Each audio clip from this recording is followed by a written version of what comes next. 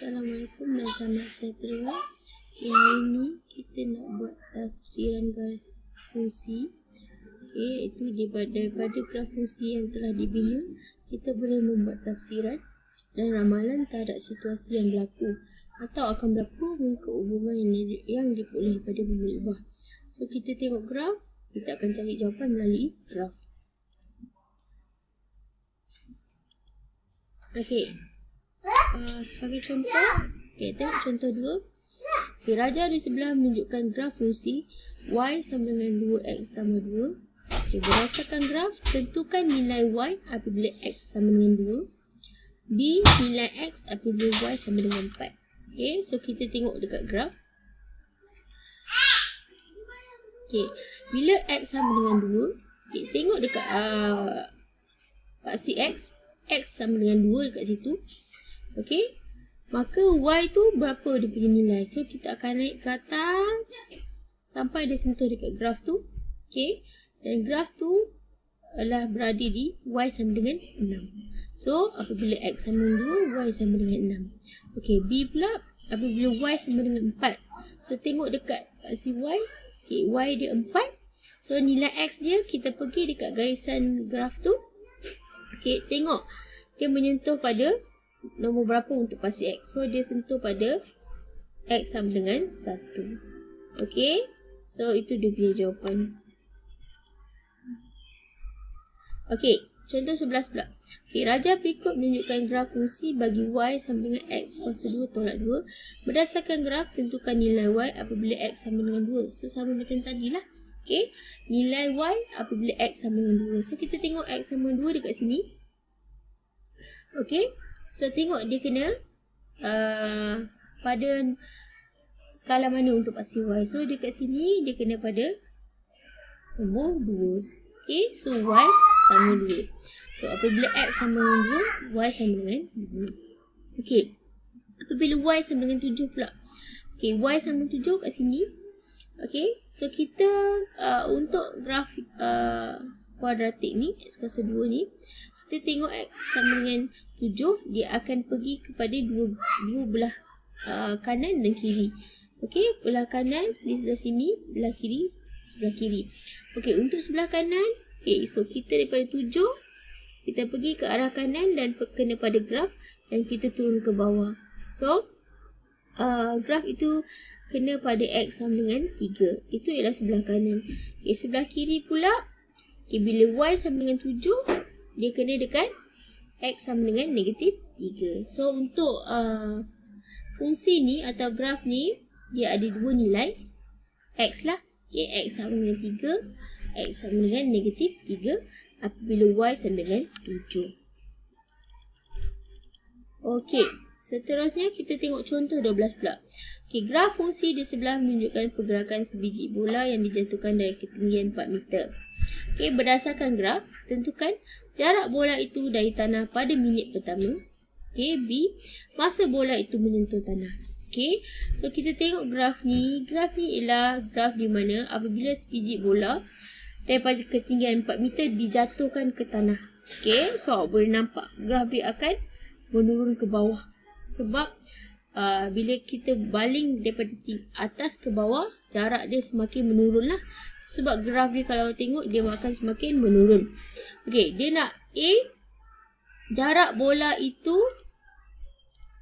dari tanah pada minit pertama. So untuk paksi X, ini ialah minit dia. So tengok nombor 1, minit pertama maksudnya 1 minit lah.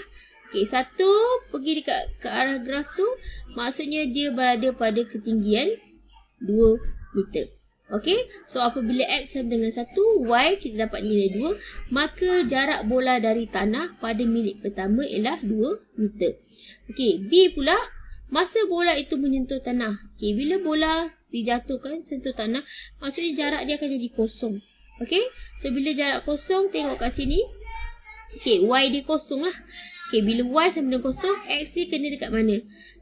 X kena dekat 2.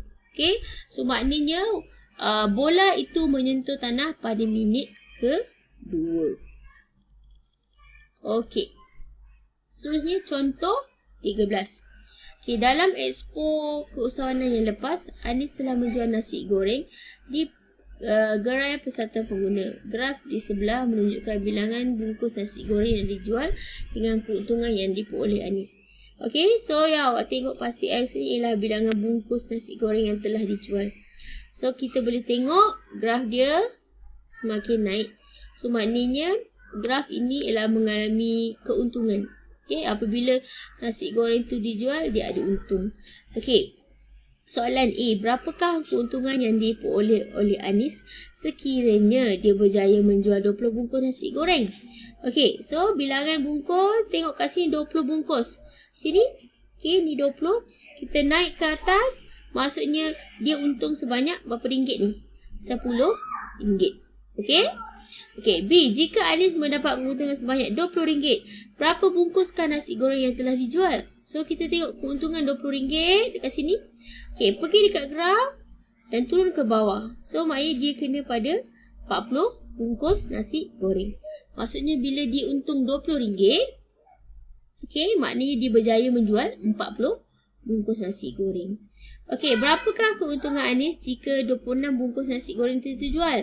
Okey, 26 maksudnya awak kena kira kotak yang ke-6. Kotak kecil yang ke-6 maksudnya dekat sini. Okey, so kita naik atas. Maksudnya awak kena kira bilangan kotak untuk keuntungan pula. Okey, so bila 10 kotak mewakili 5, maksudnya 2 kotak kecil mewakili 1. So, kalau kita tengok kat sini, bila 26 bungkus, maknanya dia berada di kotak yang ke-6 dan kita naik. So, dia berada di ke-13 tu. Okey? Okey, D. Nyatakan satu inference yang sesuai bagi graf jualan itu. E. Berdasarkan trend graf tersebut, ramalkan keuntungan Anis jika 60 bungkus nasi goreng berjaya dijual. Okey, untuk soalan D.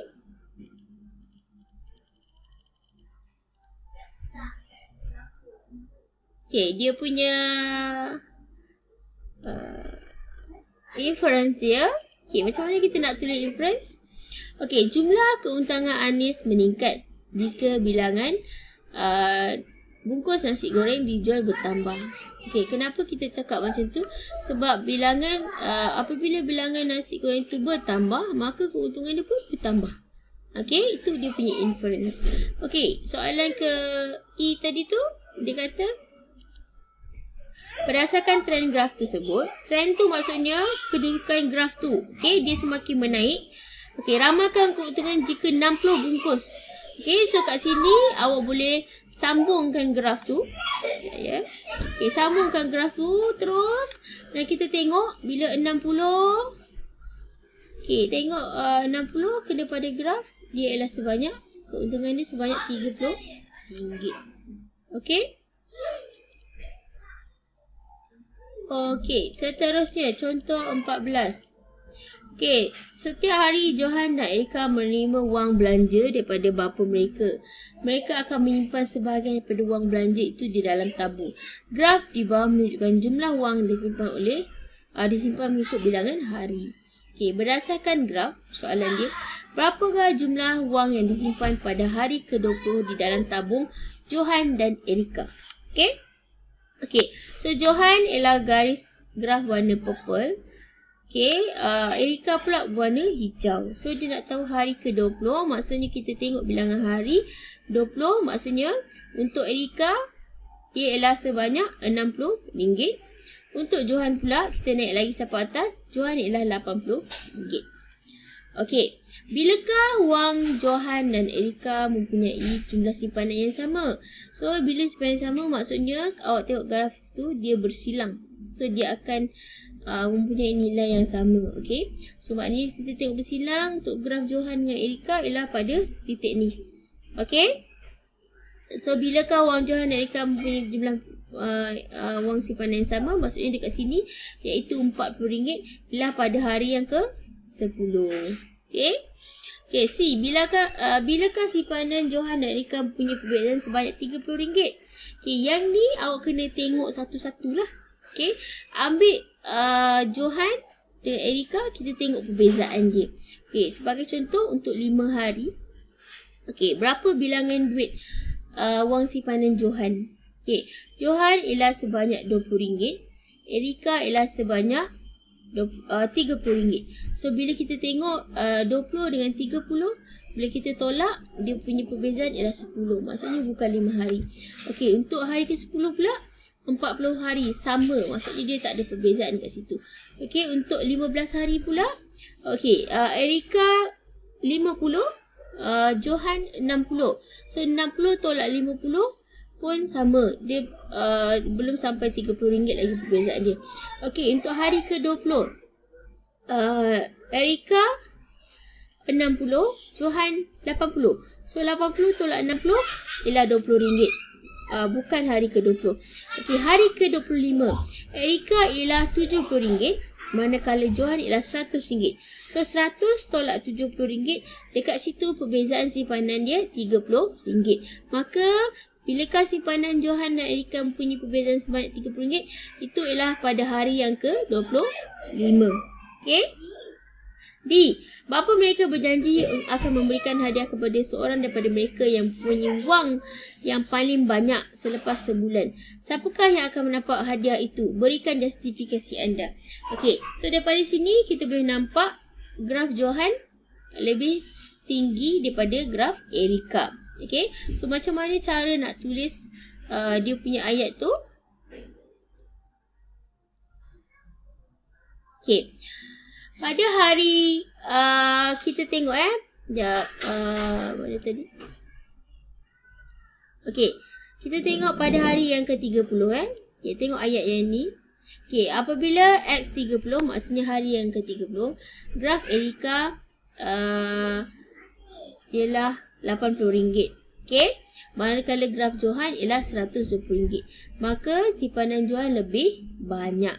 So dekat sini Johan akan mendapat hadiah daripada bapanya kerana pada hari yang ke-30 tabung Johan mempunyai duit RM120, manakala tabung Erika cuma RM80 saja. So nak tahu siapa yang akan dapat hadiah daripada ayah dia, kita tengok paling hujung, okay, iaitu hari yang ke-30. Tengok yang paling tinggi.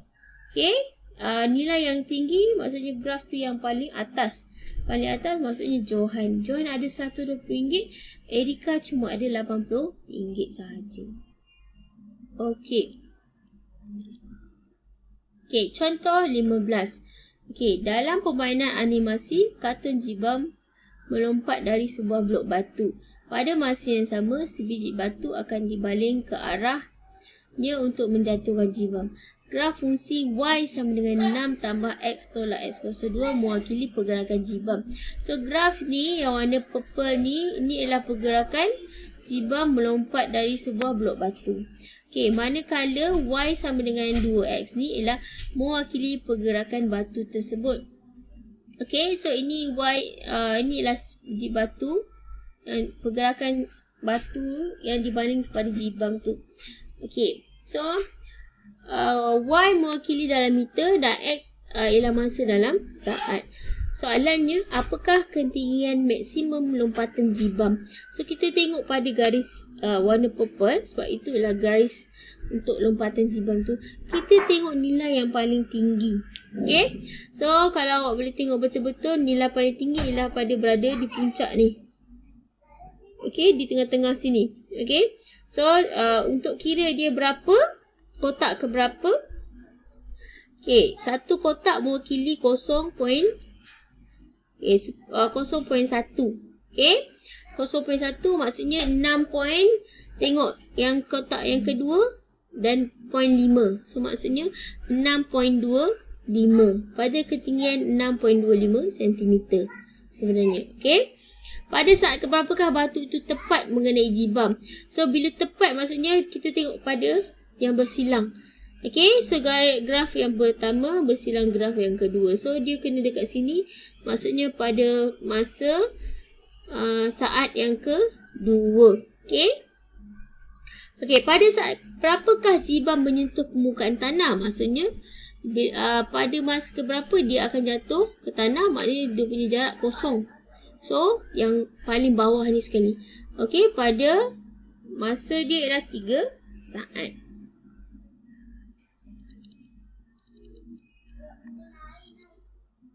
Okey.